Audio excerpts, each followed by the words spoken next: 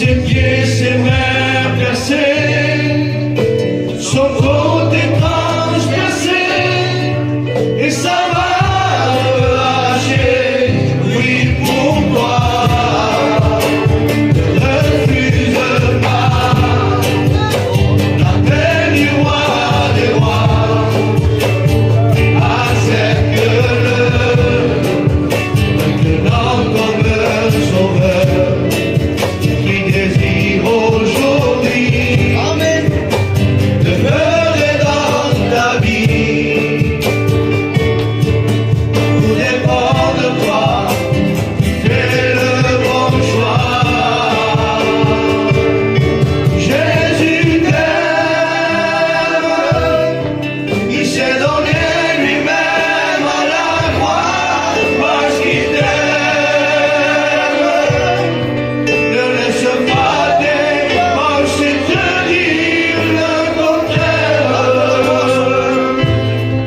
viens à lui, donne-lui ton cœur, simplement. Jésus t'aime, il s'est donné lui-même à la croix parce qu'il t'aime. Ne laisse pas des pensées te dire le contraire. Viens à lui, donne-lui ton cœur, simplement. Tu peux lui dire non. Amen. À toi la gloire, Sauveur. Tu peux lui dire non. Alléluia. Tu peux t'en aller Sois béni. et refuser d'être sauvé.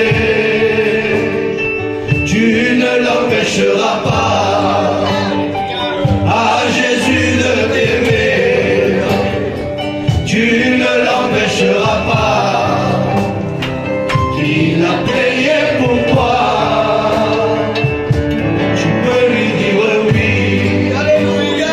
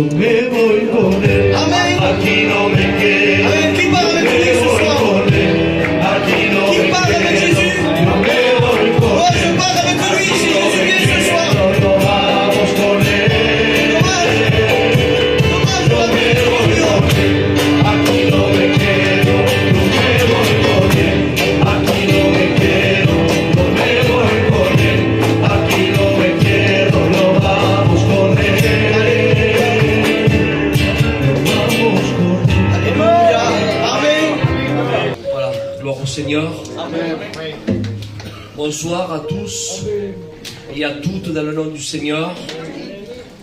C'est une joie que Dieu me fait et un bonheur que le Seigneur m'accorde dans sa grâce de venir ici, de voir cette église que je connais. J'ai eu l'occasion, dans la grâce de Dieu, dans sa volonté, de la visiter quelques fois, de venir vous visiter quelques fois. Et ça fait du bien, ça me réjouit de voir l'église, amen, qu'elle n'a pas diminué, mais elle a grandi. Amen. Que Dieu soit loué. Amen. Elle a grandi en Christ et que Dieu soit béni. Amen. De voir des visages, amen, que je connais, certains plus intimes que d'autres, des visages que je connais aussi comme ça, de vue. Ça fait plaisir de voir qu'après toutes ces années, avec tous ces aléas et les problèmes et les soucis de la vie, les combats que nous menons, parce que, faut dire ce qui est, l'évangile, c'est un combat. Paul dira, j'ai combattu le bon combat de la foi. Et Paul dira encore aux Éphésiens, revêtez-vous de toutes les armes de Dieu. Alléluia. Vous savez, s'il faut se revêtir d'armes, c'est parce qu'il y a un combat. Et malgré tous ces combats, ces visages, amen, que j'ai vus il y a quelques années, ils sont toujours là.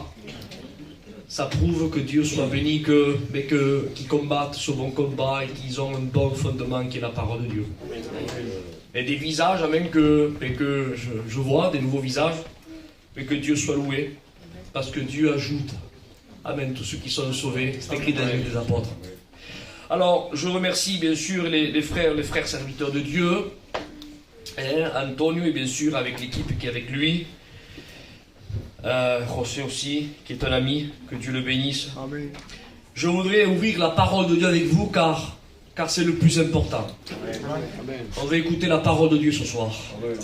On ne va pas écouter, vous savez, un théologien, de toute façon, vous savez, chez les gitans, chez nous, si vous voulez écouter un théologien, il ne faut pas venir chez les gitans. Mais vous allez écouter un prédicateur qui va prêcher la parole de Dieu. Amen. Voilà, ni plus ni moins, avec sa propre identité. Parce qu'aujourd'hui, il semblerait qu'il y a beaucoup de copier-coller. On veut faire ce qu'un autre fait. On veut prêcher comme l'autre prêche. On veut même imiter ce que l'autre fait. Mais non.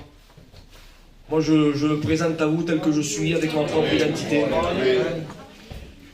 Mon but, c'est de plaire à Dieu. Amen. Comme tous mes frères serviteurs de Dieu. C'est Dieu qui nous a appelés. C'est Dieu qui nous a formés. C'est Dieu qui fait. Alors bien sûr, on veut plaire à Dieu et que Dieu soit loué. Amen. Alors je voudrais vous apporter un mot de Dieu ce soir, de tout mon cœur. J'ai pas une révélation particulière, mais je crois de tout mon cœur. Vous savez, j'ai la parole de Dieu. Et nous sommes aussi des serviteurs de Dieu. Nous avons aussi l'Esprit de Dieu. Et on se met devant Dieu. Et on n'entend pas, vous savez, une voix avec un grand écho. Mais si vous êtes d'accord avec moi, dites Amen après ce que je vais dire. Amen, Dieu parle. Amen. Alléluia. L'Épître aux Hébreux dit que Dieu a parlé de plusieurs façons et de plusieurs manières. Dieu parle. Amen. Dieu a parlé, amen, et Dieu parle. Amen. Que Dieu soit loué. Amen. Et pour certaines personnes, dira, Dieu, moi, ne me parle pas. Mais c'est pas que Dieu ne parle pas, c'est que peut-être tu n'écoutes pas, c'est différent. Amen. Mais Dieu parle. Amen. Que Dieu soit loué. Dieu. Alors je voudrais m'entretenir sur un sujet ce soir. Je ne sais pas si ça va vous faire bondir de vos chaises. Je ne sais pas si vous allez dire beaucoup d'amen. Mais c'est la parole de Dieu. Amen. Et pour cela, je voudrais ouvrir la Bible avec vous dans l'évangile de Matthieu au chapitre 5, pour celui et celle qui a la parole, et au verset 48. Évangile de Matthieu, chapitre 5 et verset 48. Mais juste avant de faire cette lecture, je voudrais qu'on prie pour un cas. J'ai reçu un coup de téléphone d'un frère qui va passer des examens et il a son esprit troublé parce que il se sent pas trop bien et donc l'ennemi l'a assailli par des pensées et il a fait des examens et donc il va voir les résultats demain. Et je me suis engagé auprès de lui, je prierai le Seigneur et je vais faire une émission à Avignon et j'engagerai les chrétiens. Les chrétiens, on priera pour toi mon frère. Il m'a remercié. Alors comme je me suis engagé auprès du frère, amen, je voudrais qu'on prie pour lui. Amen, alors je voudrais qu'on coupe nos fronts et qu'on prie le Seigneur pour lui. Et je vais demander, amen, à Antonio qui prie Dieu. Béni soit Dieu. On fait cette lecture ensemble, amen. Matthieu chapitre 5 et verset 48. Voilà ce que dit la parole de Dieu. Soyez donc parfaits. Il dit comme votre Père céleste est parfait. Amen. Soyez parfaits comme votre Père céleste est parfait. Je voudrais vous parler sur la perfection de Dieu. Et je voudrais vous parler et m'entretenir ce soir sur le parfait. Amen. Qu'est-ce que fait le parfait? Alors pour cela, on va encore reprier le Seigneur et je vais demander amen, à mon ami José qui prie Dieu pour moi. Et on prie avec lui s'il vous plaît. J'ai besoin de la grâce de Dieu. Gloire à Dieu. Amen. Combien sont ceux qui croient que Dieu est parfait? Amen. Dieu est parfait. Amen. Et quand quelque chose est parfait, il n'y a plus rien à ajouter. C'est parfait. Amen. Vous savez, quand on fait nous quelque chose, on le fait bien. D'autres personnes vont s'appliquer, ils vont le faire mieux. Mais sûr et certain qu'on pourra toujours ajouter une touche personnelle et toujours faire un peu mieux. Mais quand quelque chose est parfait, on ne peut plus rien ajouter. C'est parfait. Oui. Il n'y a pas mieux que la perfection. Et la Bible déclare, amen, concernant notre Dieu, je dis notre Dieu au pluriel, hein, parce qu'il n'est pas que le mien, il est le vôtre, il est le nôtre. Amen. Notre Dieu est parfait. Amen. Amen. Amen. Que Dieu soit loué. Alléluia. Amen. Et le titre de ce message, c'est celui-ci. Le parfait crée le parfait. Amen. L'imparfait ne peut pas faire le parfait. Et l'imparfait, c'est Isaac. Mais le parfait crée le parfait. Alléluia. Que Dieu soit loué. Amen. C'est pour cela, frères et sœurs, mis entre parenthèses. Amen. Que Dieu, amen, a accepté la prière de son fils et le sang de son fils. Pourquoi Isaac? Parce que seul le parfait peut satisfaire le parfait. Amen. Que Dieu soit loué. Amen. Seul Dieu peut satisfaire Dieu. Tu n'as créé ni holocauste, ni sacrifice, mais tu m'as formé encore. Christ a dit, il est le parfait, l'agneau de Dieu qui ôte le péché du monde. Et le parfait a dit à la croix, Père, pardonne-leur. Le parfait, amen, a satisfait le parfait. Amen. Dieu soit béni, à Dieu soit la gloire. Amen, que personne ne bombe la poitrine en disant amen, parce que moi je suis un tel, ma prière est écoutée parce que moi je suis un tel. Non. Ta prière est écoutée, amen, parce que le parfait, Christ a satisfait le parfait. Amen. Que Dieu soit béni, à lui soit la gloire. Alléluia. Amen. Et le parfait crée le parfait. Alléluia. Le parfait crée le parfait. Que Dieu soit béni. Au commencement, Dieu créa les cieux et la terre. Et on est obligé de dire, frères et sœurs, amis, que le cosmos, j'ai appris ça il n'y a pas très très longtemps, que le cosmos, des grands hommes, des grands savants, ont dit, j'ai entendu de mes propres oreilles, que si le cosmos ce serait un petit peu d'un manque de synchronisation par rapport à une tête d'aiguille, il y aurait tout un chamboulement, ça serait comme un chaos. Il dit que le plus grand horloger ne peut pas faire la perfection du système du cosmos. Le ciel a été créé par le parfait, donc le parfait crée le parfait. Amen. La terre a été créée par le parfait. On ne peut pas dire que la terre n'est pas parfaite. C'est vrai qu'aujourd'hui on voit, oui, parce que on voit ce qu'il y a, parce que l'homme a mis sa touche personnelle. Et on voit tout ce qu'on voit parce que l'imparfait, mais il crée l'imparfait. Mais sinon la terre est parfaite. Amen, amen. Regardez les océans. Regardez les grands monstres marins, les grands cétacés, tout. C'est incroyable.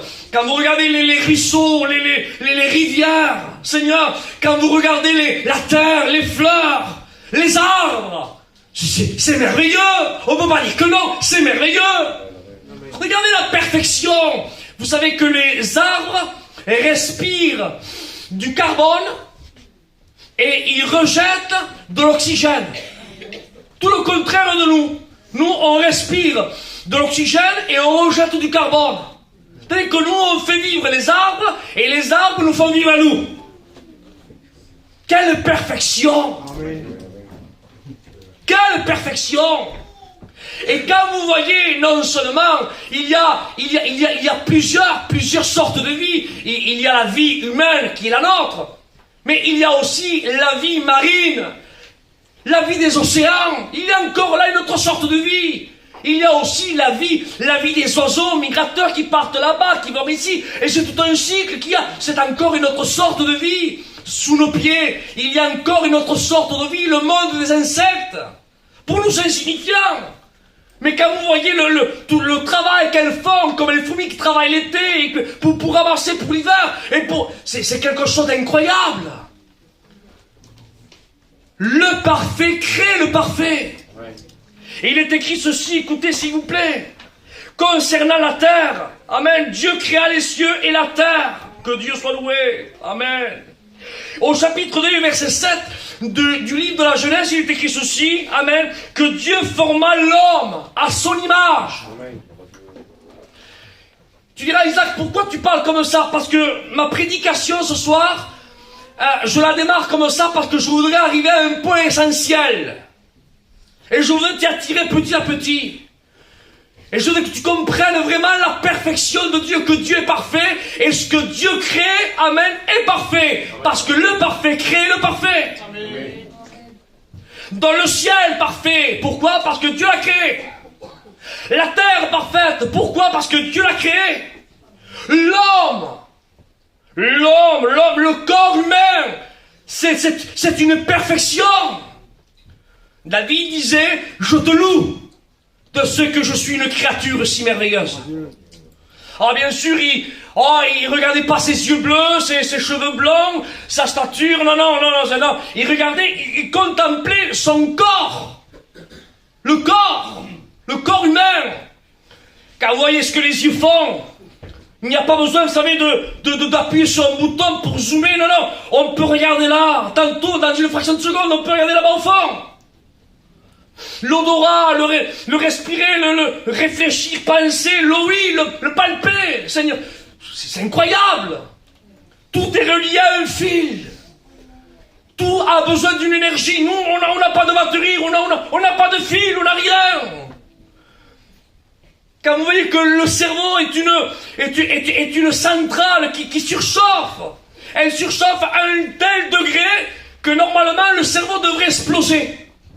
Mais comme le parfait crée le parfait, le sang met 1 minute pour aller du pied à la tête.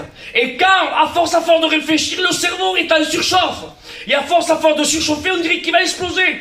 Et parce qu'il a un surchauffe, le sang remonte à la tête, amen, il refroidit le cerveau et il repart.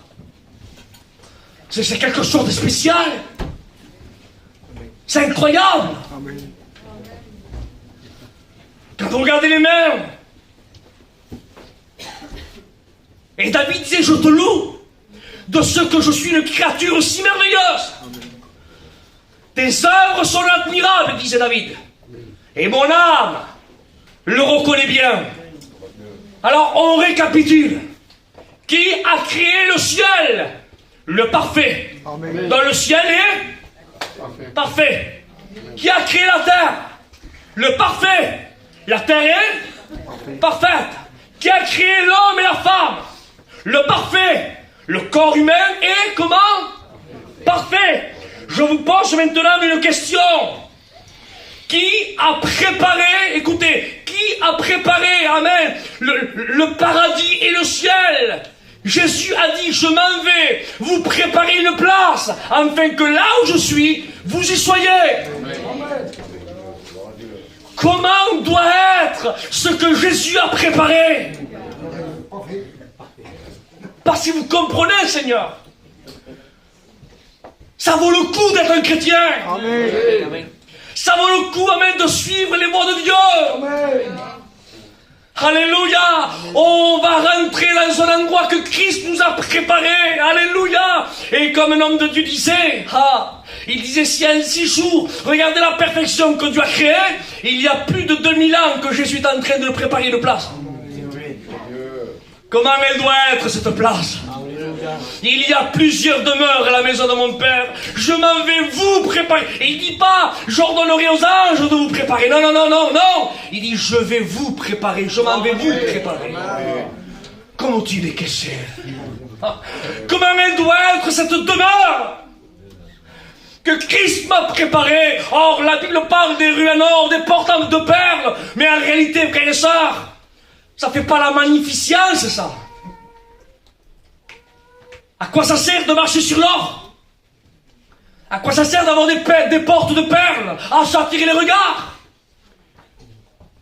Mais les pelouses et les fleurs, les rivières et le bois naturel est bien plus vivant que tout ça. Est-ce que vous comprenez ça? Mais c'est une image, c'est une comparaison pour qu'on puisse comprendre. En réalité, c'est bien plus que ça. C'est plus merveilleux que ça. Ce que je sais, Seigneur, c'est que les personnes qui ont fait l'expérience, ceux, vous savez, que Dieu a permis dans sa grâce, et bien que leur cœur cesse de battre et qu'ils ont été ravis au ciel, et après ils ont été réanimés parce que Dieu a voulu qu'ils reviennent sur terre. On en connaît des hommes comme ça. J'ai eu l'occasion de parler avec Vincent, je crois que c'est Vincent, oui, sur Marseille. Et il m'a parlé, lui aussi, il a eu cette grâce d'être radié au ciel. Dieu lui avait averti. Il a averti, aujourd'hui tu vas mourir. Une guêpe est venue, enfin bref. Et c'est ce qui s'est passé, son cœur a cessé de battre. Et quand il est décédé, bien sûr, son âme a été ravie jusqu'au ciel.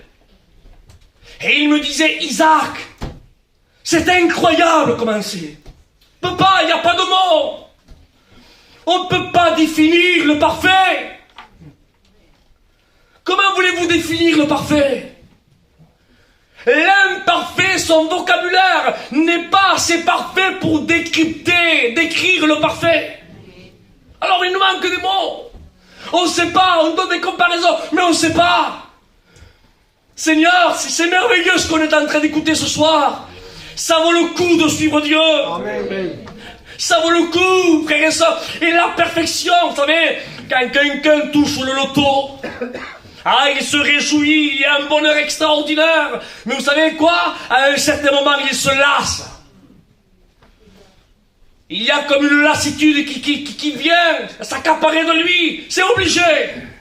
Alors il s'achète une Ferrari, il est content, une Porsche, il est content, une Lamborghini. Après une fois qu'il a 30 voitures là, il est content du matin au soir, il a 3 maisons là-bas, 5 maisons là-bas, 3 appartements là-bas, mais il vit pas dans toutes les maisons en même temps. Donc il est content, pêche là-bas, et après il faut qu'il paye des factures, des papiers, des papas, tout. Enfin bref, après ils s'en vont là-bas. Il y a un certain moment, ils sont lassés, parce que leur bonheur fait ça, et après ils stagnent. Et comme ils stagnent, ça va pas montant, ça stagne. Et après ça cogite. Et c'est pour cela que vous voyez des grands stars qui ont plein d'argent, qui savent pas quoi faire, à un tel point qu'ils sortent de la vie. Et pourtant, ils avaient tout pour être bien. Argent, beau garçon, belle fille, la renommée, la notoriété, mais qu'est-ce qui t'arrive? Qu'est-ce qu'il y a? Parce que le bonheur de ce monde monte comme une fumée de vapeur. Elle monte vite fait, mais tant qu'elle monte, elle se dissipe. Tandis que le bonheur de Dieu, Amen. Alléluia, Amen. le bonheur de Dieu, ça ne sera pas un bonheur qu'on va monter et après ça va, à un certain moment, ça va stagner. Non, c'est pas ça. Et je me l'amène après ça, pendant toute l'éternité, c'est là l'éternité. Hein. Non, on n'a pas notion de l'éternité, nous. Parce que nous, on a été mis dans le temps. Le temps a été créé pour nous. Donc on a la notion, 1 heure, 1 jour, 1 semaine, 1 mois, 1 an, 3 ans, on a la notion. L'éternité, c'est quoi? Ça nous échappe, on ne sait pas qu'est-ce que c'est. L'éternité, c'est hors du temps. Il n'y a plus d'horloge, plus rien, fini. C'est quoi l'éternité? J'avais dit ça récemment, il n'y a pas très longtemps. Imaginez que cette église, la sœur Mie de pain. Et tous les ans, le 1er janvier, le jour de la bonne année, un petit moineau vient, il picote, hop, et il s'en va. Février, mars, avril, mai, juin, juillet, août, septembre, octobre, novembre, décembre, fin décembre, 1er janvier, l'oiseau revient, il picote, hop, il s'en va. Février, mars, etc. 1er janvier, hop, il picote. Combien d'années il lui faudrait à l'oiseau pour manger toute la maison en mie de pain? Combien? Tu diras, Isaac, c'est incalculable. Mais moi, je ne vous parle pas de la maison en mie de pain, là, de l'église. Je vous parle de tout Avignon en mie de pain. Je ne vous parle pas de tout Avignon en mie de pain, mais je vous parle du globe terrestre en mie de pain. Je ne vous parle pas du globe terrestre ami de pain, mais je suis en train de vous dire, frères et sœurs amis, que le cosmos contient 100 milliards de galaxies, et que chaque galaxie contient 100 milliards d'étoiles. Et bien imaginez que tout cela sera mis de pain. Combien d'années il faudrait au petit moineau pour tout manger? Mais soulignez-le ça. Et bien tout ceci à côté de l'éternité, c'est rien. Pas possible. Plus que ça, c'est rien encore. Et tu dis ça pourquoi, Isaac? Parce que le bonheur et la félicité de Dieu, toute l'éternité, non-stop. Et bien la joie et le bonheur, à un certain moment, il ne va pas stagner. Non, non, non. Ça ira, amen. En montant, on découvrira. Pendant l'éternité, on ne se lassera pas, non. À un certain moment, on ne dira pas, ouais, non, c'est toujours pareil, hein.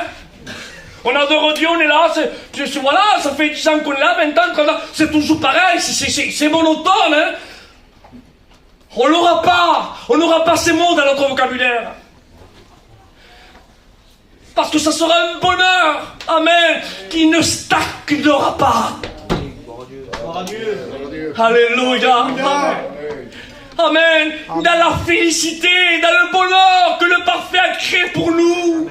Amen. Avec les anges, les archanges, les chérubins, les séraphins, les nôtres. Ah, j'aurais cru que vous auriez dit au moins un petit amen par rapport à ça. Avec les nôtres. Amen. Les nôtres. Amen. Allez, je le dis, je prends mon nom, moi, Isaac. Moi, Isaac Castro, moi, j'ai des membres de ma famille qui ont quitté la terre. Mais je sais où ils sont. Amen. Et je vous dis franchement, il me manque. Mais faltan. Et quand, amen, la parole de Dieu me déclare, me dit, amen, Isaac, qu'un jour il rassemblera les familles de la terre. Alleluia. Ça me réjouit. Amen. Ça m'anime, frères et sœurs, non seulement pour voir mon vaillant héros, mon Seigneur, mon Maître, mais ça me fera plaisir de voir aussi mes oncles Tazaki. T'es là aussi. l'éternité ensemble. Ensemble pour l'éternité. Et tu me diras, Isaac, oui, mais dans le ciel, on ne se reconnaîtra pas, c'est faux. C'est faux. C'est écrit dans la parole de Dieu ce que je vous dis. Il est écrit même que Aaron a été enterré dans la montagne de Hor. H-O-R, la montagne de Hor, tout seul. Et le texte dit, et Aaron, il dit, fut recueilli auprès des siens. Mais c'est seul, oui. Il a été recueilli où? Il dit, Abraham mourut. Il dit, il a été enterré à Hébron, à côté de Jérusalem. Mais Abraham, lui, n'est pas d'Hébron. Il est d'où, Abraham? Il est de Ur en Chaldée. À 850 km de l'endroit là où il a été enterré. Il dit, Abraham mourut. Il dit, il fut recueilli auprès des siens. Et Dieu rassemblera les familles de la terre. Alléluia. Que Dieu soit loué, à lui soit la gloire. Quel bonheur! Amen. Rappelez-vous ce texte qui me vient à l'esprit. Rappelez-vous quand, à la transfiguration. Rappelez-vous quand Pierre a dit, on va dresser 3 tentes.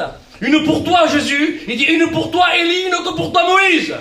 La question est posée, mais Pierre, d'où les connais-tu, toi, Moïse? Il dit, comment tu sais que c'est eux? Parce qu'il est rentré quand Christ amène a resplendi d'un éclat divin. C'est le texte en grec, c'est métamorpho. Et donc quand il est rentré dans ce périmètre, si vous préférez, de métamorpho, resplendir d'un éclat divin, Pierre est rentré dans la connaissance parfaite. Parce que dans le ciel, il n'y aura pas d'inconnu. Qui c'est celui-là? Je ne sais pas qui c'est. Non, on connaîtra tous un tel. Quel bonheur! Il n'y aura pas d'étrangers. Parce que quand il y a d'étrangers, on se sent mal. Là, non, là-bas non. Comme dit Amen Paul, il dit, vous n'êtes plus des étrangers, ni des gens de dehors, mais vous êtes des concitoyens des saints membres de la famille de Dieu. Amen. Et on sera dans le ciel, dans la perfection, pour l'éternité. L'éternité. Et l'éternité, ça vaut le coup de suivre Dieu. Ça vaut le coup, amen. Ça vaut le coup, amen, de se repentir. Amen. Comment il faut faire, Isaac, pour aller au ciel? Repens-toi. Amen. Je lève ma main, non, mais garde la main à la poche, repens-toi. Amen. Je me lève, non, reste assis, repens-toi. Je jette mon paquet de tabac, non, garde-le, repens-toi. Si tu te repens, amen, tu n'en auras plus besoin de ton paquet de cigarettes. Que Dieu soit loué, à lui soit la gloire. Jésus n'a jamais dit dépouillez-vous et après venez. Non. Jésus a dit dans Matthieu 11, 28, venez à moi, vous tous qui êtes fatigués et chargés. Chargés de l'alcool, chargés de la drogue, chargés, venez. Avec les poches pleines, venez. Et quand vous vous repentirez, amen, alors tout restera là. Amen, parce que quand vous repartirez, vous prendrez le fardeau et le joug de Jésus qui est doux et léger. Et le fait, amen, de prendre le tabac, l'alcool, la drogue, cela va vous peser, vous marcherez mal avec. Que Dieu soit loué, à lui soit la gloire. Amen. Amen. Tu veux aller au ciel, dans la félicité, le bonheur? Repens-toi. Il faut que tu naisses de nouveau.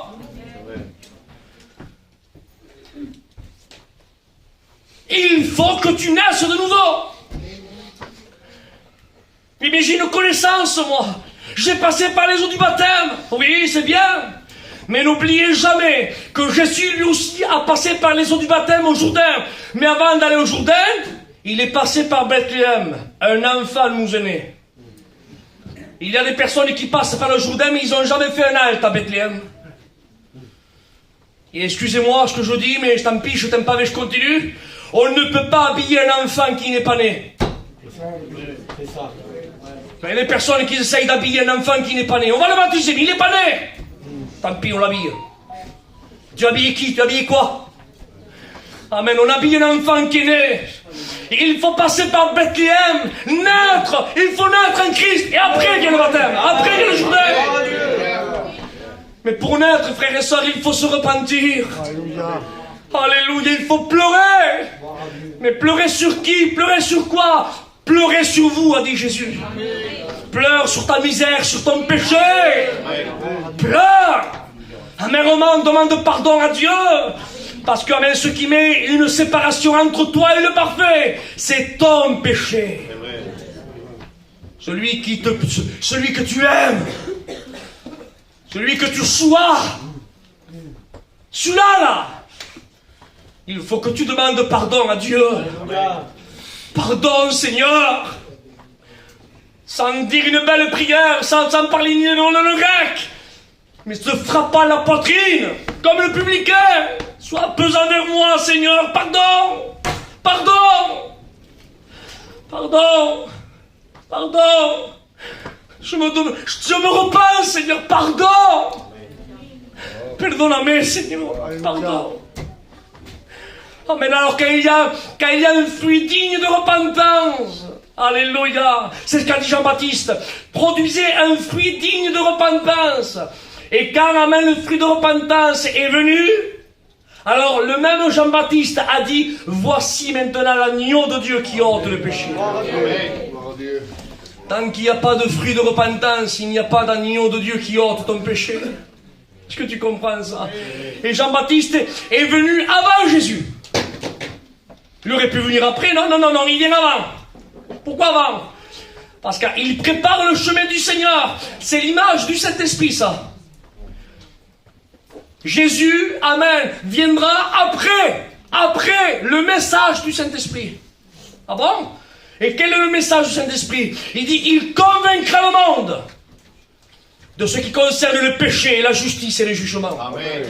Le Saint-Esprit te parle. Amen. Et à travers la parole de Dieu, amen, la foi vient de ce qu'on entend. Mais il y a entre ce que tu entends et toi qui es assis, là, il y a un Jean-Baptiste, et je voudrais l'appeler la voix du Saint-Esprit qui te dit, repens-toi. C'est vrai. Tu es perdu. Tu es privé de la gloire de Dieu. Tu repens-toi, regarde ta misère, et quand tu acceptes le message, amen, du Saint-Esprit qui te convainc de péché, de justice, de jugement, alors à ce moment-là, le même Jean-Baptiste qui a dit repentez-vous, c'est le même qui a dit voici l'agneau de Dieu. Si tu acceptes, amen, le Saint-Esprit qui te convainc de péché, de justice et de jugement, le même Saint-Esprit te dira maintenant le sang de l'agneau de Dieu te purifiera.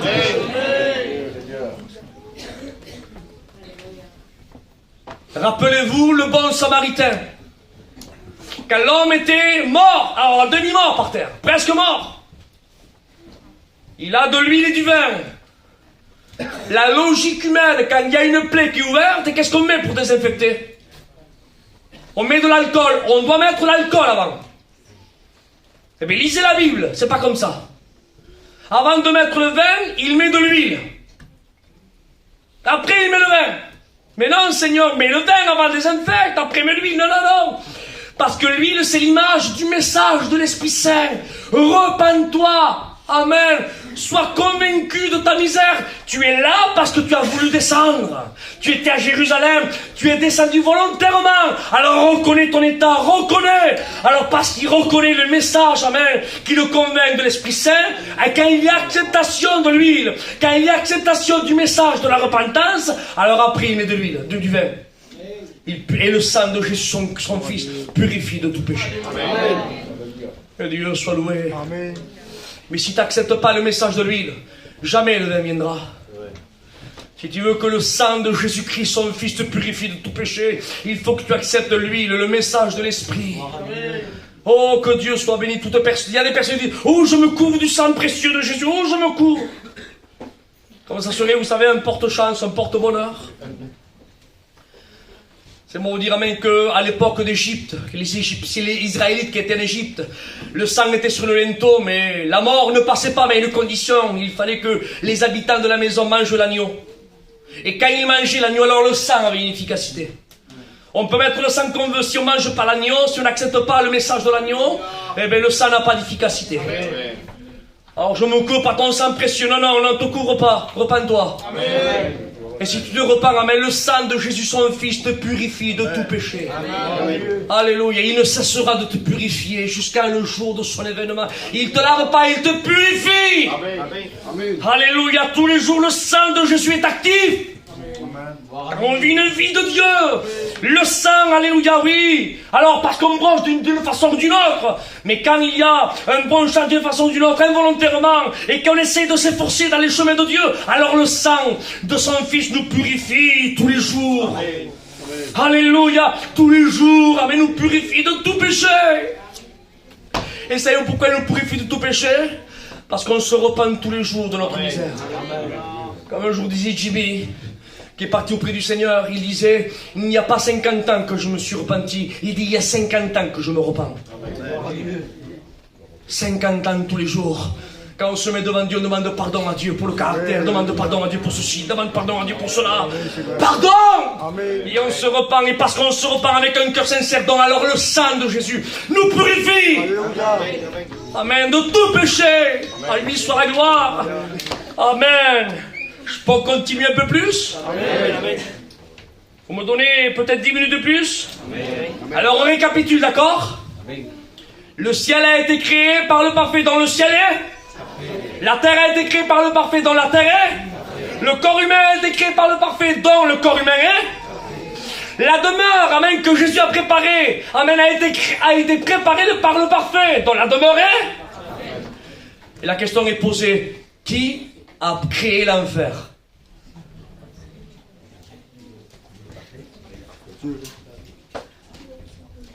3 secondes.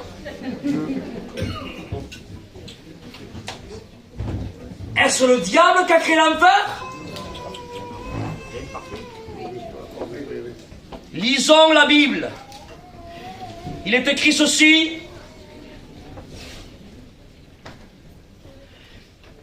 Dans Matthieu 25, 41. Qui est préparé le feu éternel, c'est-à-dire l'enfer. Ensuite, il leur dira, retirez-vous de moi, maudits, allez dans le feu éternel qui a été préparé pour le diable et ses démons. Qui l'a préparé? Dieu. Amen. Le parfait a créé la perfection dans la souffrance. N'est-ce pas selon Dieu le savait. C'est pour avoir, c'est pas temblard, hein? Laissez-moi vous dire que les petits les bourreaux du Moyen-Âge, c'est des enfants de cœur à côté. Hein. Parce que quand le parfait se met à l'œuvre pour créer quelque chose, il le fait à la perfection. Amen. Il veut créer le parfait dans le bonheur. C'est le bonheur parfait. Mais quand le parfait veut créer quelque chose pour la souffrance, la douleur, l'angoisse, le désarroi, c'est la perfection dans la souffrance. C'est la perfection dans le désarroi. C'est la perfection dans la douleur, dans la tristesse. C'est la perfection. Rappelez-vous cet homme qui était là. Il a dit, Père Abraham, Père Abraham. Il n'était pas encore à l'enfer, parce que l'enfer, il n'y a personne encore à l'intérieur. Celui qui va l'inaugurer, c'est la bête et le faux prophète. Aujourd'hui, il n'y a personne. Mais dans le séjour des morts, il était là en attente, un lieu d'attente, mais un lieu de tourment, un avant-goût de l'enfer. Et dans cet avant-goût, il dit, dis à Lazare qui trempe son doigt dans l'eau et qui me rafraîchisse le bout de ma langue, car je souffre cruellement. Cruellement. C'est quelque chose de terrible. Jésus passe de l'autre côté du lac de Galilée. Un lac, j'ai l'occasion d'y aller plusieurs fois, qui fait 21 km de long sur 11 km de large. Et Christ dit, passons de l'autre côté. Quand il passe de l'autre côté, là, il y a un homme qui était possédé de 6000 démons. On l'appelait le Gadarien. Et quand il va, là, tout à coup, il y a, bien sûr, les démons qui se prosternent devant Christ. Amen. Oh, qu'y a-t-il entre toi et moi, ô fils du Très-Haut? Es-tu venu ici pour nous perdre, pour nous tourmenter avant le temps? Ils savent, voyez-vous, ils savent que Dieu a fixé un temps pour le diable et ses démons.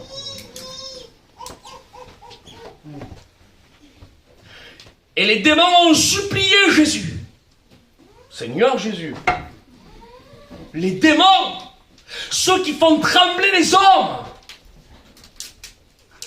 Vous savez qu'à un certain moment, les hommes ont un petit... Il y a des degrés de méchants. Mais à un certain moment, il y a... Quand vous allez vraiment au fond, carrément au fond de la cale, du cœur de l'homme, à un certain moment, l'homme, à un certain moment, il dit bon, c'est bon, là j'arrête là. C'est bon, je lui ai fait assez de mal. C'est bon, c'est bon. Il y a ce petit regret, même qu'il est peut-être minime, il est là. Le diable, lui, n'a aucun regret, il ne sait pas qu'est-ce que c'est. Il égorge, pas de regret. Il détruit, pas de regret. Il tue l'enfant qui a 3 mois, il n'a pas de regret. C'est un exemple que je vous donne. Il enlève le pain, pas de regret. Il déchire les familles, pas de regret. Il peut perdre, comme Job, il perd un enfant, pas de regret. 2, 3, 10 enfants. Le diable est là, il se réjouit. Il ne connaît pas. À un certain moment, il ne dit pas, bon, on a assez fait de mal, c'est bon. Non, il se sert encore de sa femme. Il a encore une maladie. Il ne sait pas qu'est-ce que c'est. Il n'y a pas de fond. Il ne sait pas qu'est-ce que c'est le...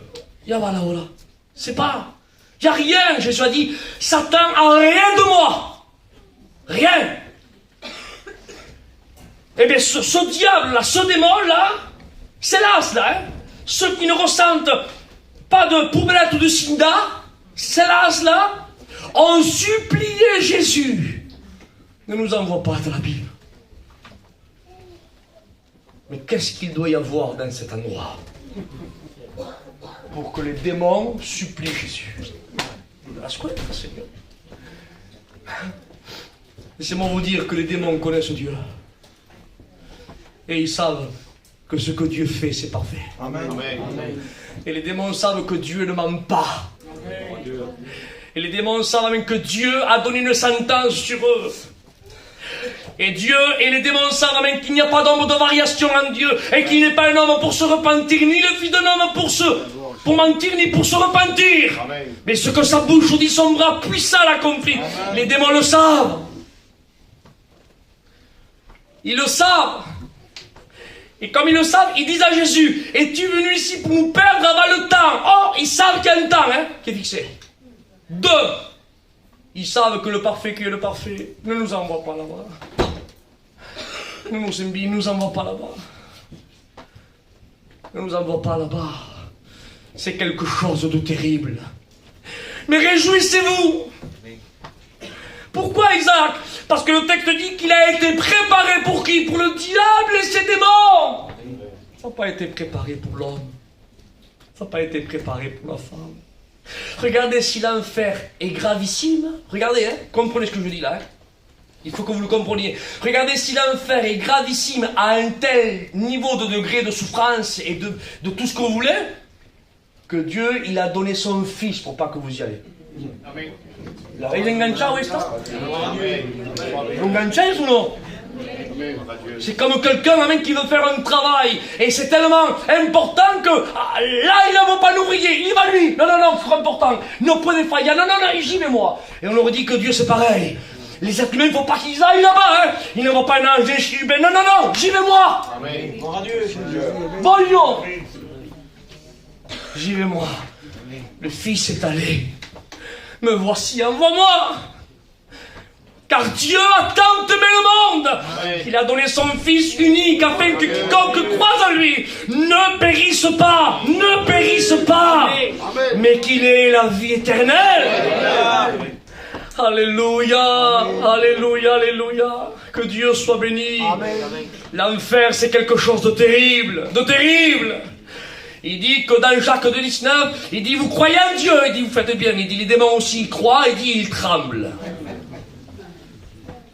Tremble, non. Ils tremblent. Et j'ai voulu regarder le mot grec. Oh, je ne suis pas ici pour faire du grec, mais j'aime bien me documenter, c'est comme ça. Et le mot tremble, dans le grec, ça a donné le mot hérissé. Les démons croient, et on dirait qu'ils ont comme la chair qui s'hérisse, comme calofrius. Le fait de passer quelque chose, de penser, c'est ce que ça veut dire. Le mot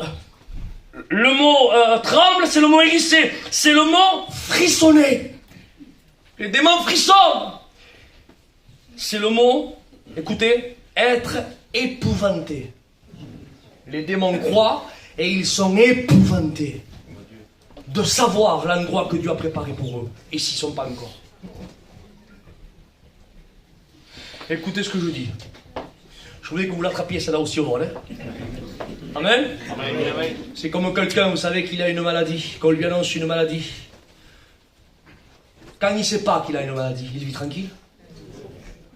Mais du moment où il dit, voilà, vous avez ceci, vous avez cela, vous avez cela, sa vie n'est plus pareille. Ses nuits sont agitées. Il a plus faim, vous pouvez faire la guerre que vous voulez, c'est comme... Il a changé. Et moi je vous dis, croyez-vous que le diable là, il est en paix avec la sentence que Dieu a préparée pour lui? Et en plus de ça, il peut l'appeler d'un moment à l'autre. Il ne lui a pas donné d'heure. Quand on connaît notre heure, on sait que c'est à telle fecha. Mais là, ça peut être aujourd'hui, demain, après-demain, c'est quand... Il ne sait pas. Croyez-vous qu'il dort en paix? Croyez-vous qu'il mange en paix? Le diable, croyez-moi, ça doit être... Il doit avoir des migraines de tête du matin au soir.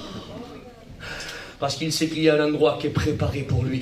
Il a l'épée Damoclès qui est sur lui. Qu'est-ce que c'est l'épée Damoclès? L'épée Damoclès était un personnage qui était là, et on avait mis une sentence sur cet homme-là. On avait pris une épée pesant quelques kilos, alors donc l'homme était assis, et dessus, on avait posé une épée, bien sûr, avec le tranchant par en bas, hein, et le manche par en haut. Et on avait attaché le manche, vous savez quoi? Avec un cheveu de crâne de cheval. On avait attaché l'épée, là. On avait relié avec un crâne de cheveux de poil, de cheval. Et on l'avait attaché. Et l'épée était là. Et l'épée allait tomber jusqu'à temps que le cheveu du crâne de cheval allait tenir. Ça peut tenir aujourd'hui, demain, après-demain, jusqu'à que l'épée lâche. On appelle ça l'épée Damoclès. Et bien le diable a l'épée Damoclès sur sa tête. Il ne sait pas quand est-ce que ça va tomber le jugement. Aujourd'hui, demain, après-demain, quand est-ce? L'épée Damoclès est sur lui.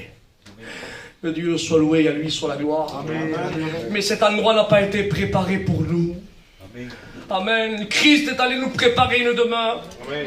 Afin que là où il est, il dit enfin que là où je suis, vous y soyez. Amen. Alors au nom du Seigneur, c'est pas un message qui vous fait bondir dans vos chaises, mais c'est un message qui vous met devant le pied du mur. Amen. Ne va pas dans cet endroit que Dieu a préparé pour le diable et ses démons. C'est la perfection dans la souffrance. Et je suis obligé de le dire. Vous savez que Dieu est parfait? Amen. Amen, amen. Vous savez que Dieu est amour? Amen. Vous savez que Dieu est justice? Amen. Amen. Eh bien écoutez ce que je dis, hein, soulignez-le ça. Regardez si Dieu est justice. Que même dans cet endroit de perfection de souffrance, il y aura même à cet endroit-là des degrés de souffrance. Terrible ça, c'est verdad. Je fais parler la parole ce soir. Hein. Déjà, le fait d'aller dans cet endroit-là, c'est quelque chose de terrible. De terrible. Dans une salle d'attente, il n'était pas encore, hein. À l'avant-goût, si vous préférez. Il dit qu'à l'endroit dans lequel je me trouve, je souffre comment? Cruellement. Eh bien, la Bible nous laisse entendre que dans cet endroit-là, il y aura des degrés de souffrance. Déjà, le fait d'y être, c'est quelque chose de terrible, mais la Bible parle, amen, il dit, malheur à toi, Capernaum. Il dit, car si les miracles qui ont été faits chez toi, auraient été faits à Sodome et Gomorrhe, elles se seraient repenties. Le texte dit, c'est pour cela que le jour du jugement, Sodome et Gomorrhe sera traité moins rigoureusement que toi. Pose une question, les frères. Sodome et Gomorrhe est bien perdu? Un perdu, c'est un perdu. Mais le texte dit, Sodome et Gomorrhe, même qu'elle est perdue, il dit, elle sera traitée moins sévèrement que toi. Et j'avais posé la question à Jimmy. Je lui ai dit, Jimmy, Sodome et Gomorrhe est bien perdu? Il m'a dit, oui mon fils. Il me dit, comment ça se fait qu'il dit qu'elle sera traitée plus sévèrement? Et Jimmy avait répondu, il m'avait dit, parce que la Bible nous laisse entendre qu'en enfer, il y aura des degrés de souffrance. Dieu est tellement juste que même dans sa sentence, il exerce sa justice. Est-ce que vous vous rendez compte? Si les hommes, quand ils passent là, quelqu'un qui a commis un homicide, ils sont en train de le juger, eux en tant qu'hommes, en étant souillé, parce que la justice de l'homme est semblable à un vêtement souillé, que sera la justice, même quand elle va appliquer le sentence? Croyez-vous que la justice même va mettre au même niveau Sodome, Gomorrhe et Capernaum? Ça serait injuste par rapport à la justice. Parce qu'il faut vivre avec son temps. La justice est là et elle examine les deux villes, les deux peuples. Dit, Sodome et Gomorrhe, toi t'as eu Lot qui était devant les portes. T'aurais pu te repentir, mais t'as préféré le péché. Et maintenant regarde Capernaum. Capernaum, toi, tu n'as pas eu Lot. Tu as eu mon fils qui a vécu dans ta ville, chez la maison de Pierre, pendant presque de 3 ans, en train d'exercer des miracles, des mondes et des merveilles, expulsant des démons, prêchant dans la synagogue. Il dit la chance, le privilège que toi tu as eu n'est pas le même que Sodome et Gomorrhe a eu. C'est pour cela que toi tu es perdu, Sodome et Gomorrhe, mais Capernaum, parce que tu as eu une occasion supérieure à Sodome et Gomorrhe, tu seras traité plus sévèrement. Alors je vous pose une question, ça c'est pour trembler ce que je suis en train de vous dire là, devant Dieu que c'est vrai. Si Sodome et Gomorrhe est perdu, et que Capernaum est perdu, parce que Capernaum est un privilège que Sodome et Gomorrhe n'a pas eu, moi je dis, que deviendra des personnes aujourd'hui qui sont nées dans la période de la grâce, qui sont nés dans la période de la grâce. Parce que Capernaum, lui, la grâce est venue après la mort du Christ et la résurrection. Et Capernaum était sous la loi. Que vous comprenez ça? Et Christ est venu accomplir la loi. Mais aujourd'hui, amen, le païen, je ne parle pas le converti, le païen, il est né dans une période, amen, qui est la dispensation de la grâce. Et tu as, toi, un privilège que Capernaum n'a pas eu. Parce que Capernaum a eu le privilège d'avoir la grâce, Christ en face de lui. Tandis que toi, si tu acceptes Jésus, Christ n'est pas en face de toi, il est en toi.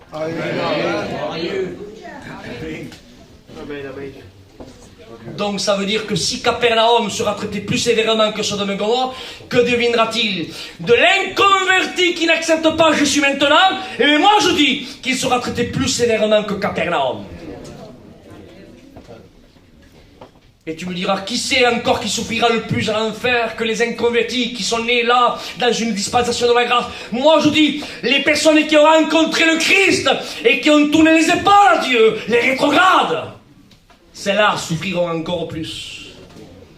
Et qui souffrira encore plus? Les prédicateurs qui ont prêché l'évangile et qui sont tournés dans le monde, celles-là souffriront encore plus. Et l'apothéose de l'apothéose, qui souffrira le plus à l'enfer? Ça sera le diable. Le diable ne sera pas le prince des enfers, ça sera celui-ci qui souffrira le plus à l'enfer. Parce qu'il a eu le privilège, écoutez, de ne pas naître dans une terre corrompue, mais il a eu le privilège de naître dans un ciel saint, où personne n'a même été l'aiguillon pour le faire pécher. Non, non, dans un ciel pur, propre, blanc, saint. Et il a péché parce qu'il a voulu pécher. C'est pour cela même que ça sera celui-ci qui souffrira le plus à l'enfer. Satan, ça sera celui-ci qui souffrira le plus. Après ensuite, il y aura de ces démons qui souffriront. Mais voyez-vous, il y aura des degrés de souffrance. Au nom de Jésus. Que faut-il qu'on fasse, nous, serviteurs de Dieu, pour vous, que vous acceptez la grâce? Quoi? Voulez-vous qu'on chante un cantique, que je vous fasse lever, donnez-vous la main, montez sur la chaise? Vous croyez que vous voulez qu'on vous balade? Vous croyez que c'est Walt Disney? Excusez-moi. Vous croyez qu'il faut qu'on vous raconte là, qu'on vous berce un petit peu? Qu'est-ce que vous comprenez pas que vous êtes en danger? Vous comprenez pas que si Dieu vient, vous allez en enfer? Vous ne comprenez pas? Vous comprenez pas que celui qui vit l'évangile dilué, il sera perdu. Celui qui ne pardonnera pas sera perdu. Celui qui trafique sera perdu. Vous comprenez pas qu'on ne suit pas le rythme d'un tel ou d'un tel? L'évangile n'est pas un conte de fées, il n'est pas une fable. L'évangile, amen, c'est quelque chose de vrai, quelque chose de réel, quelque chose de concret. Chrétien, chrétienne, la Bible te parle, il te dit si tu es saint, alors, amen, sanctifie-toi encore. Amen. Alléluia. Si tu pratiques la justice, pratique-la davantage. Alléluia. Amen. Mais moi, je te parle ce soir. Je te parle avec mon cœur, je t'avertis parce que c'est peut-être la dernière réunion. Je m'adresse à toi qui es inconverti. Repends-toi. Je m'adresse à toi qui ne pardonne pas. Arrête de parler la langue et de prophétiser. Va te réconcilier. Est-ce que tu comprends ça? Alléluia. On est en train de prêcher la véracité du véritable évangile. Malheur à ceux aussi qui divisent, ceux qui dispersent le troupeau de mon pâturage, dit Dieu. Malheur, Jésus dit, car celui qui ne rassemble pas avec moi disperse. Dieu n'est pas un Dieu de division, mais Dieu est un Dieu, amen, d'unité. Malheur au berger qui divise. Malheur. Bibliquement parlant, la Bible déclare, il dit, n'abandonnez pas votre assemblée. Et je ne l'abandonne pas parce que c'est un tel ou un tel, non. Je ne l'abandonne pas parce que la Bible me dit de ne pas l'abandonner. Amen. Et nous voulons plaire à celui qui nous a sauvés, à personne d'autre. Alors ce soir, que vas-tu faire? Quoi? Vas-tu repartir comme tu es rentré? Tu vas dire c'est beau, hein? Première fois j'entends ça, c'est important, hein? Que vas-tu faire? Ne comprends-tu pas que tu te joues l'éternité tout seul, sans papa, ni maman, ni les enfants, ni les petits-enfants, ni les cousins, ni les cousines, personne, tout seul, dans la souffrance et la damnation pour l'éternité. Et en plus de ça, je dis ça, je prie Dieu, je suis obligé de le dire, procès. Les souffrances de l'enfer, il y en aura 3 en plus. Non seulement il y aura des sentences par rapport à la justice de Dieu, mais déjà le premier, celui qui ira là, d'accord, à l'enfer, 100 degrés de souffrance. Le premier degré, si vous préférez, je dis ça comme ça. Déjà celui-ci, il aura 3 sortes de souffrance. La première, ça sera la souffrance visuelle, il verra, dans l'endroit là où il se trouve. Le fait de ne pas voir, ça soulage. Je ne vois pas. Et quand on voit, le fait de voir, des fois on tremble. Excusez-moi de dire ça, pour ceux qui portent du deuil, des fois même des films de peur, on ne peut pas les voir. Parce qu'on voit, ça nous crée des chocs. Et bien il y aura la souffrance visuelle, ils verront dans quel endroit là où ils sont. C'est là où le ver ne meurt pas. Ils verront. 2. Souffrance corporelle, si je peux dire ça comme ça. Quand on te pince, tu as mal. On te jette une pierre, tu as mal. Et bien tu ressentiras la souffrance. Le feu, quand le feu te brûle. Quand tu reçois un coup de bâton, cette douleur là, c'est une souffrance aussi corporelle. Alors 1, souffrance visuelle. 2, souffrance corporelle. Et la 3e, ce sera la pire. Ça sera la souffrance de la conscience. C'est là où la conscience ne mourira jamais. Et la conscience te parlera et te dira, tu te rappelles là, quand Isaac avait prêché, que tu étais assis là-bas, tu te rappelles qu'il insistait que tu étais avec le téléphone, tu te rappelles? Mais pourquoi tu t'es pas repenti? Qu'est-ce que ça te coûtait de lever ta main, de dire oui, je t'accepte Seigneur, mais pourquoi t'as eu honte? Et toi tu te frapperas la poitrine, tu diras, mais qu'est-ce que j'ai fait? Qu'est-ce que j'ai fait? Je voudrais revenir, Seigneur, mais qui es-tu? Et tu diras cette voix de se taire, mais elle ne se taira pas. La conscience te montrera des visions, des flashs, des endroits dans lesquels tu te trouvais, des endroits combien de fois tu as pu te repentir, le Seigneur t'a lancé une corde, combien de serviteurs sont suppliés d'accepter la grâce et tu n'as pas voulu. Et tu te diras, Seigneur, mais qu'est-ce que j'ai fait? Pour l'éternité, la conscience, elle va te dévorer petit à petit. Et moi je voudrais imaginer le ver comme la conscience. Il dit, c'est là où le ver ne meurt pas, le ver sort, vous savez, excusez-moi, voilà. Excusez-moi de parler comme ça, mais c'est là où la conscience ne mourra jamais. Elle sera toujours là pour te montrer. Qu'est-ce que tu as fait? Qu'est-ce que tu as fait? Qu'est-ce que t'as fait pour un manque de pardon? Mais ça te coûtait quoi d'aller? Pardon, pardon. Pardon, t'as raison. Pardon. À cause de ça, je suis en enfer. À cause de ça, pas possible. Mais à cause de ça, à cause d'un petit papier. Pas à cause de ça, à cause... Pas possible, à cause de ça. Mais qu'est-ce que je fais? Qu'est-ce que je fais? La conscience, elle va te dévorer. Enfin, elle dévorera tous ceux qui iront. Que Dieu fasse. Et Dieu veut. Mais que tu veuilles ce soir échapper. Amen. Échapper à cet endroit. Alors je vous concours le front. Alléluia. J'arrêterai là. On ferme nos yeux. Béni soit Dieu. Y compris le Seigneur. Nous t'adorons, Père, Amen. pour ta parole qui a été annoncée, Seigneur. Seigneur, quoi dire, Père? Quoi dire? Non, c'est qu'elle ici, Seigneur. Quoi dire, Père? Devant la vérité biblique de ta parole, quoi dire? Si ce n'est, Seigneur, que te demander pardon. Alléluia. Oui, Seigneur, moi aussi je veux me repentir tous les jours. Car je ne suis pas digne, Seigneur. Mais merci pour la grâce qui a fait de moi ce que je suis, ton enfant, Seigneur. Merci pour la demeure que tu nous as préparée. Alléluia. Regarde, Seigneur, l'auditoire qui est là. Tu connais les cœurs, Seigneur. Tu connais les foyers, tu connais tout, tu sais tout. Tu entends tout, Père. Alléluia. Regarde, Seigneur, les cœurs qui sont indécis. Oh, Saint-Esprit, convainc-les de péché, de justice et de Amen. jugement. Alléluia. Oh, qu'ils produisent un fruit digne de repentance, qu'ils viennent à tes pieds, Amen. qu'ils ne viennent pas au pied d'un homme, mais qu'ils viennent au pied de la croix. Amen. Te demandant pardon, Seigneur. Pardon pour leurs péchés. Regarde, Seigneur, le rétrograde qui est là, qui est venu peut-être vous faire plaisir. Là où le diable peut-être l'endoctrine et lui dit c'est fini pour toi, c'est faux, c'est un menteur. Le Père t'attend. Il a encore un vêtement tout neuf et tout blanc. Il t'attend. Ne remets pas au lendemain ce que tu peux faire aujourd'hui. Mais prends ton courage demain et fais comme ce fils, je me lèverai et j'irai vers mon Père. Et je dirai, Père, j'ai péché contre le ciel et contre toi. Voyez-vous la repentance qu'il avait, ce fils?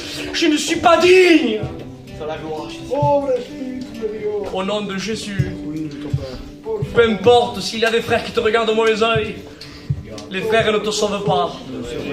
Celui qui a préparé ce vêtement, c'est le Père. Il a encore un héritage pour toi. Même que tu as dissipé les biens, il en a encore pour toi. Parce qu'à la maison du Père, il y a du pain en abondance. Oh, alléluia. Chrétien, chrétienne, je t'exhorte ce soir à vivre un véritable évangile. Amen, j'exhorte mes collègues serviteurs de Dieu, travaillons pour le Maître. Ne regardons ni à gauche ni à droite. Peu importe la façon qu'on jette le filet, s'il est bien jeté ou mal jeté, jetons-le. Sauvons les âmes. Travaillons tant qu'il fait jour. Et cessons avec les conversations vaines. Qu'il ne faut pas grandir dans la foi. Oh Dieu, aide-nous, Seigneur. Glorifie-toi ce soir. Oh Seigneur, je le crois de tout mon cœur, qu'à travers ta parole, il y a un appel qui a été fait. Je ne ferai pas d'appel, Seigneur, car l'appel, c'est toi qui l'as fait, à travers ta parole. Tu as appelé les hommes, Seigneur, à ne pas aller dans cet endroit, et tu as tout fait pour pas qu'ils y aillent. Et tu fais tout pour pas qu'ils y aillent, Seigneur. Père, au nom de Jésus, au nom de Jésus, au nom de Jésus, sors, sors, sors, sors, sors, au nom de Jésus, sors, pour la gloire de ton nom. Merci, Père. Je laisse la place aux responsables. Continuons à prier le Seigneur. Si les frères voudraient prendre un cantique, alléluia, on écoute un cantique, amen, s'il vous plaît, d'adoration. On rentre à nous-mêmes, on pèse notre cœur, notre prière interne, et on l'adresse à Dieu ce soir. Et on s'analyse, Comme dit Paul, examinez-vous pour savoir si vous êtes encore dans la foi. Frères et sœurs, il faut faire attention. On ne joue pas un véhicule ni une maison. On joue l'éternité. Alors on écoute ce corps. On prie le Seigneur. Fais ce que tu as à faire. Je ne ferai rien à ta place. Mais toi, fais ce que tu as à faire. Tu sais ce qu'il faut que tu fasses. Comme moi, je sais ce qu'il faut que je fasse. Alors on écoute ce corps. Et je le passe à votre Si je n'ai rien, moi